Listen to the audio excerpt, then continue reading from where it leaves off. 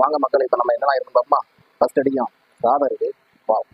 அப்புறம் கோஸ் பொரியல் இருக்கு, இந்த சைடு பாருங்க சாம்பார், ஐயோ இந்த சைடு பாருங்க அவியல் கூட்டு இருக்கு, வேற லெவலில் இருக்குல்ல. அதே பக்கத்தில் வந்து அவிச்ச முட்டை வாத்தில் கிடக்கு, இது இங்கே வைப்போம். அப்புறம் அங்கே வந்து மட்டன், வா தெரியுது. அப்படியே இந்த சைடு வந்து சிக்கன் கேட்டிருக்கு, வா வேற லெவலில் இருக்குல்ல.